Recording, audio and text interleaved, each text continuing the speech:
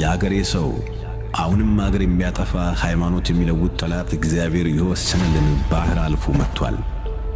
እኔም የአገሬ ማለቅ የሰው መድከም አይቼ እስካሁን ዝም ብለው ደግሞ እያለፈ እንደ ፍልፍል መሬት ይቆፍር ጀመር። አሁን ግን በእግዚአብሔር ረዳትነት አገሬን አሳልፌ አልሰጠውም።